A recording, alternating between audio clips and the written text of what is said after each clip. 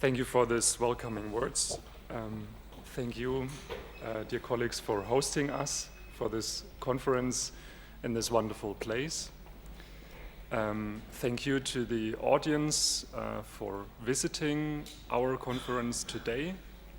I'm very happy to have so many local and regional people here and look forward to discuss with you about the progress of our project. Of course, it's a key topic to find the best way to develop areas like this Piemonte mountain region.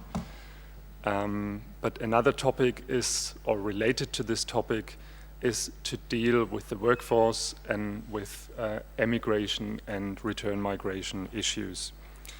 Why return migration? When we sat together a couple of years ago at the end of 2009, I was discussing with a Polish colleague of mine about kind of major migration movements from Poland to Western Europe mainly. And we were coming to the point that after 5 years or 4.5, 5 years of accession to the European Union, already many Polish people think about returning to Poland. And we were told that it's not so easy for these people to realize their deep wish to go back to their home country. And that was the point when we said, well, this is worth having a project. In Poland, there are many prejudices against, or have been many prejudices against these people. And we were told that it was very difficult to integrate returnees and that they had more a feeling of failure about people who move abroad and then return.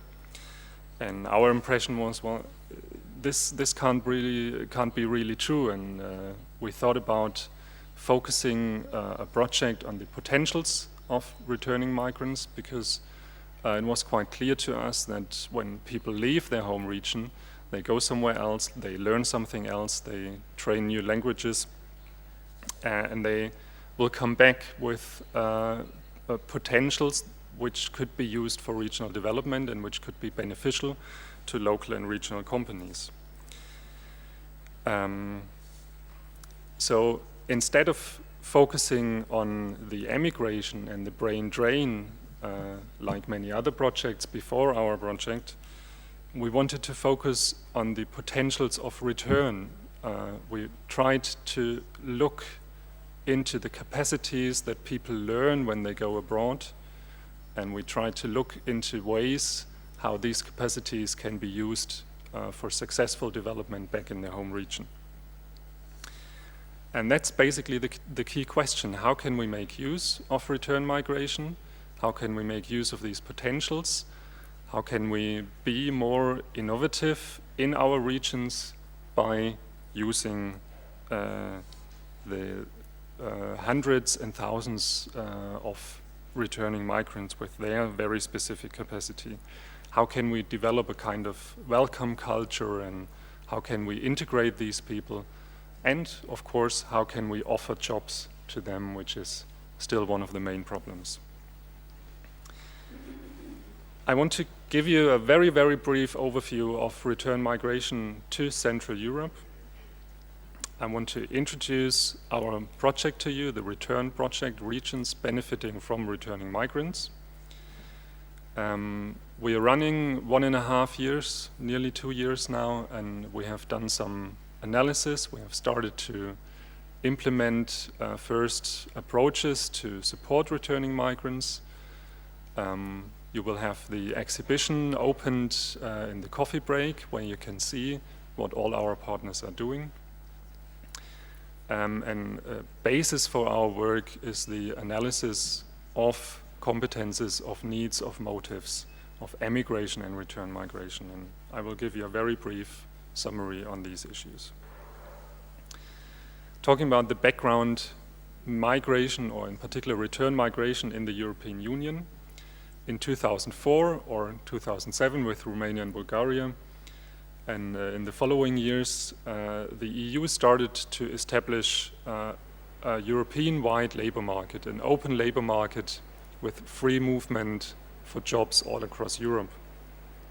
Not each country opened their borders for the Eastern Europeans right away, but in the meantime, there is free movement. And millions of people from Eastern Europe used this opportunity and moved mainly to states in Western Europe to seek new jobs, to train themselves, and to earn money. So this is a process which started in large numbers in 2004, 6, 7, and the following years. But it's not only the Eastern European countries where we see this emigration, it's also structurally weak areas in Central Europe, in Western Europe. For example, from Germany, we had in 1 year 20,000 Germans moving towards Switzerland, 12,500 moving towards Austria, and of course many Germans also to other countries. Also from Italy, we have emigration from certain regions, and it's considerable numbers of people that are living abroad but are still somehow connected to their home regions. So emigration, processes of brain drain and processes of aging are quite dominant in Central Europe and are causing issues which are relatively similar all across Central Europe.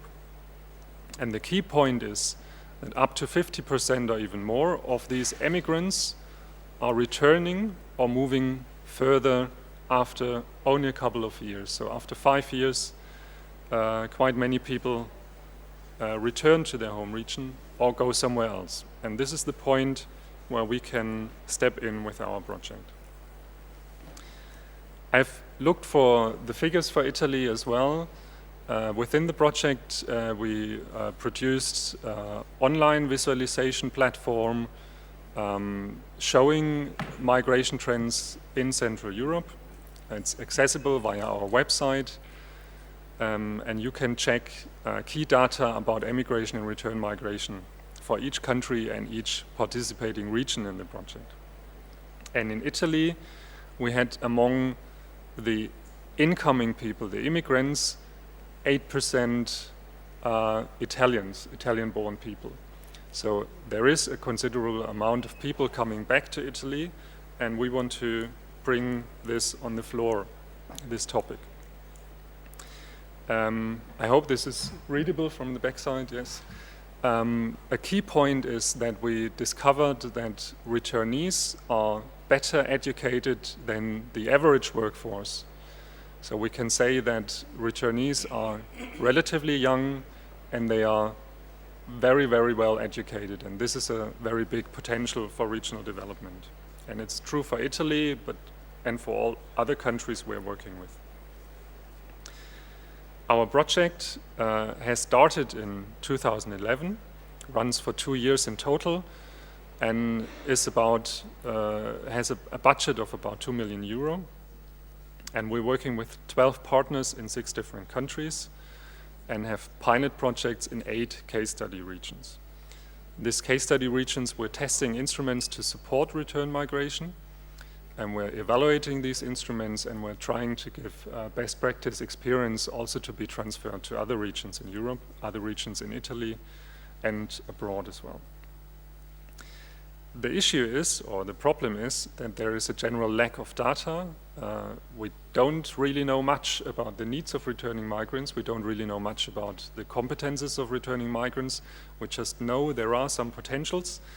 And what we did with the project was to first analyze the main processes and the main potentials, and then building on this analysis, support actually returning migrants in our partner regions. We have conducted an open online survey from December 2011 to August 2012, and we had about 2,000 emigrants and returning migrants who shared their experience with us from Germany, Poland, Hungary, Czech Republic, Slovakia, Slovenia, Austria, and Italy. And I will present you some results from these data.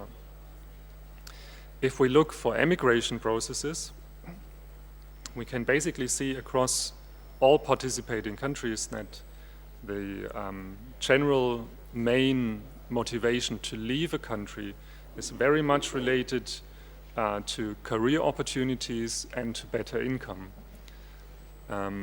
Other issues are of minor importance. So you can see that the drivers for emigration are work-related. If we ask for the motives of people to return to their home countries, we have a different picture. Here, career opportunities and income are not the main motives anymore, but the main motives are rather social motives and related to family and to friendships. So we have people returning to their home countries which are mainly following social reasons, family-based, and going back to their friends and to the areas where people feel happy, basically. And this is a point where we can work with people because we don't have to be better in terms of higher wages or better payments, better jobs only, but we can also concentrate on other issues which make people return to their home. If we ask how many people think about return, we see that it's a considerable share of the immigrants who still have in their mind, well, we could go back sometime. It's across all countries figures of about 80% of all immigrants consider to return to their home country. And most of these people also want to go back to their home region or to their hometowns. So it's not that they want to go somewhere else, they really want to go back to their home regions. We've also asked in the survey if people already started to prepare their return. And there we have different figures in the participating countries. In Italy, for example, most of the people we were talking to haven't started to prepare their return. So obviously, people still see barriers in realizing their wish to return. And this is a key point for our project, to identify these barriers and to motivate people to realize their desire to return to their home region. One very interesting finding of our study was that there is a huge difference of the expected difficulties of return compared to the experienced difficulties of return. So most of the people that actually returned to their home region told us, well, it was actually quite easy to return.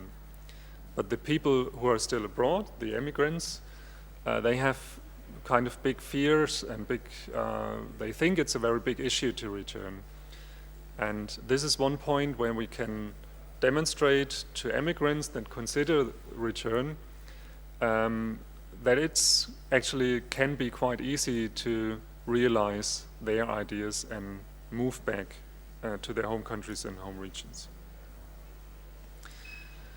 Of course, we also asked these people, well, are you aware of any support services to help you in realizing your return? And even if we only ask returnees who actually came back already to the home region, it's only 10% of these people who used any support instruments from their home countries to help them in realizing their return. And also this is a point where we have to access these people, we have to market our services, and where we can help people to find jobs and to reintegrate in their home regions. When we ask people, well, actually, after returning, are you satisfied with your return? Are you satisfied being back in your home region or home country? How do you feel about your life in general?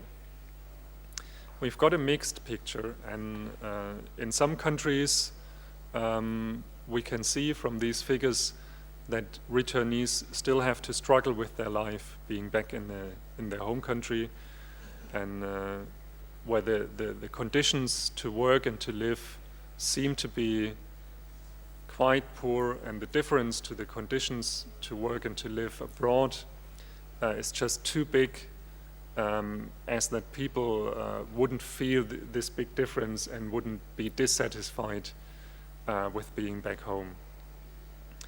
If you look at Slovenia, for example, or Italy, or Germany, Czech Republic, and Austria, it's different. So people are really satisfied after coming home. And I'm quite sure that also in Hungary the development will proceed, and also in Poland, that the situation being back in Poland and back in Hungary will improve, and people will be more satisfied. Also in these countries we have people moving back to Poland and Hungary and having either part-time jobs or unemployed, and not all people manage to have proper jobs and good earnings. So of course the general economic situation of the regions and of the countries is of major importance here, and of course a reason for the differences in the satisfaction figures being back home.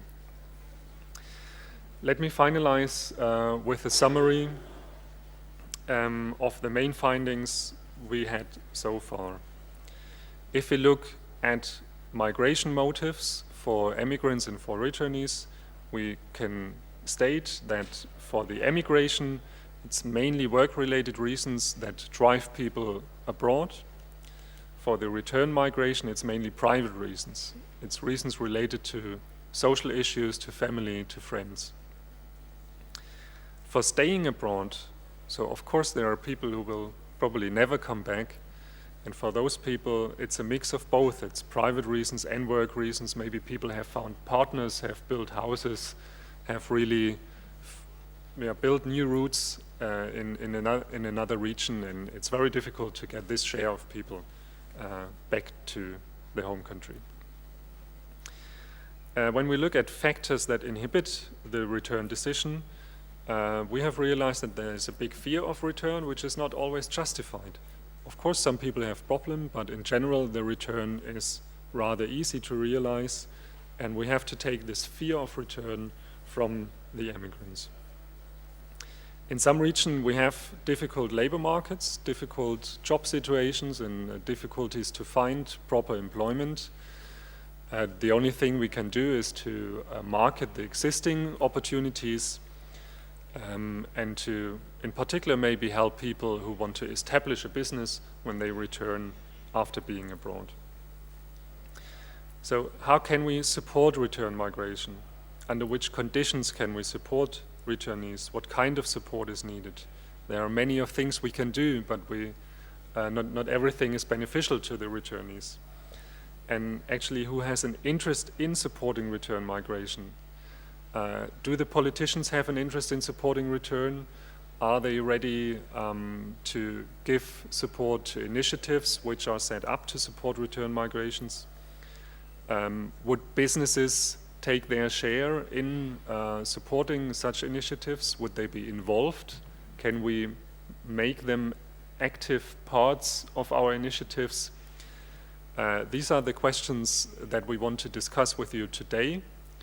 And we're curious to learn from our Italian colleagues and also from the international partners and guests of the project how we can improve the situation of supporting return migration in Central Europe.